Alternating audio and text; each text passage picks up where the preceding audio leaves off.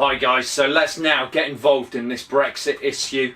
Okay, so I've highlighted some of the potential benefits, some of the potential costs and evaluative points. There's all sorts of other points you could bring into this argument, so please feel free to put some comments down there later and tell me what you think of the potential benefits, potential costs, and whether you see this as a good or a bad thing, okay?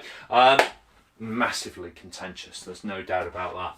Right, okay, so first up, number one, removal of trade barriers, okay? Removal of trade barriers. So if you believe that the EU is actually a protectionist racket, as some of the Brexiteers would argue, that is that they use the common external tariff to build a wall around Fortress Europe and therefore raise the price of all goods coming into the EU from other countries across the world, then you may well cite this as a potential benefit. This of course would allow for cheaper imports and thereby increase economic welfare. It could therefore result in cheaper agricultural primary produced goods, okay, cheaper vegetables, fruits and so on produced from the North African countries, for instance Morocco, Tunisia, and that would help increase economic welfare. It would help boost economic growth in those countries as well, and may help the industrialization process. Moreover, it may mean that our manufacturing firms might be able to get cheaper inputs from elsewhere abroad. Now in doing so, that may mean the actual cost of the overall good may come down possibly. So yeah, there's various arguments that you can cite in relation to this. If you're big into these benefits, then I suggest you check out BREXIT, the movie. Yeah, it's well worth a look, just as a free market interpretation of what Brexit could actually offer. Okay, you could deregulate industries and reduce barriers to entry. Now in that Brexit, the movie, they highlight the fact that there are about 12,000 different regulations on milk, as well as all sorts of other products, and so it's often cited that the EU allows a lot of lobbying by very, very large multinational corporations who have of course got the actual economic clout and the financial clout to lobby politicians within the European Union, and they then impose all sorts of regulations which help support the barriers to entry that larger firms need. So therefore it can always be argued that you could reduce barriers to entry by deregulating various products, industries and so on, possibly. Okay, then we've got tariff escalation policies. This really is a wider potential benefit, not just to the UK but for other countries. Okay, but tariff escalation policies, the EU stifle industrialisation and economic development in African economies. So tariff escalation is just setting tariffs at different levels depending upon those types of good, whatever they are. Okay, so primary produced goods that have little value, like cocoa and coffee, don't have any tariff on them, but then the EU charges a tariff about 10-15% or so, I believe, on coffee and cocoa if it is turned into a manufactured good.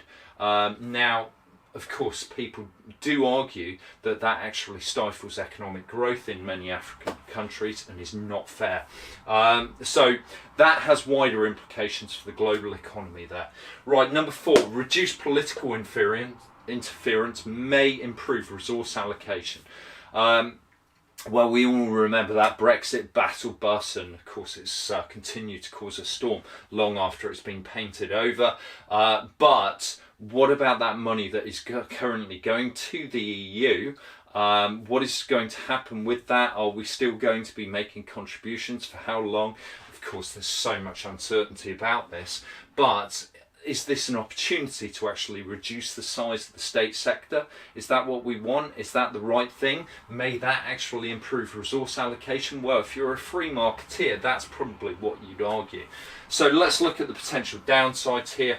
Well, firstly, it's our biggest trading partner by some distance. Okay, the EU countries, proximity-wise, of course, they're the closest, and that means, of course, the transportation costs are very low for actually exporting our goods overseas.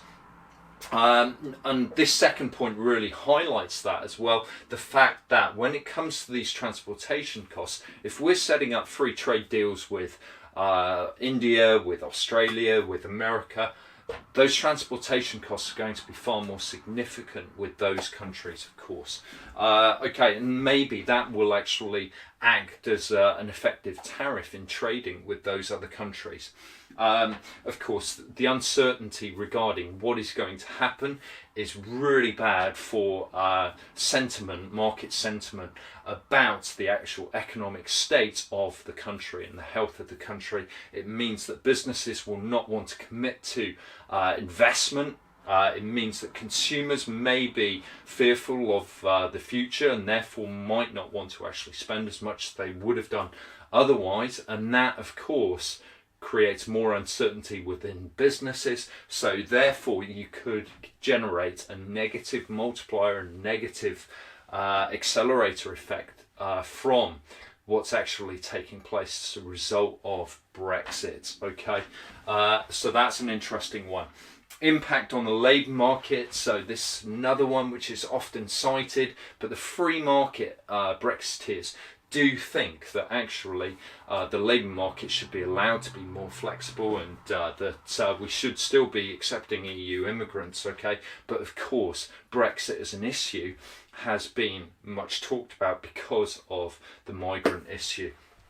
Okay, so when it comes to this impact on the labour market, think about the jobs in the UK that we don't want to do, that many Eastern European workers actually do for us. So working in the fields in the primary sector, okay, not jobs that we aspire to actually do in the future and so on. So that really helps in that labour market. And what about the skilled area? How will that impact the labour market? Will it mean that wages begin to rise as labour markets begin to tighten? Possibly.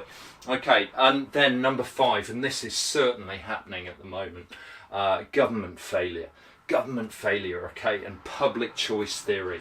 So the misallocation of resources, the fact that the government, by kind of dithering as it seems to be doing at the moment, is actually making the whole situation worse than it should be anyway.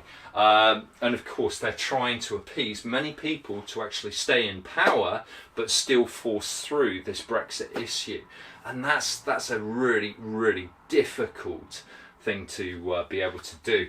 Okay, so evaluative strands that you could use in anything on Brexit. Was it inevitable? So was Brexit inevitable? Well, of course, the EU as a principle is about ever closer union. And part of that ever closer union is the European monetary system. Okay, where we have European monetary union with the euro currency. So because we hadn't opted into that system, were we already ducking away from being in the EU as a result of that? That's quite deep. Number 2, it all depends upon the negotiation outcome. Yes, it does, because we don't know what's actually going to be decided by the EU and the UK, and we don't know what the UK's policy will actually be thereafter either. So will the UK actually sign up to multilateral free trade?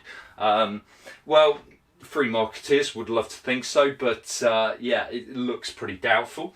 Okay, so a huge amount depends upon what comes out of this, not just from the UK and the EU, but from the UK thereafter as well.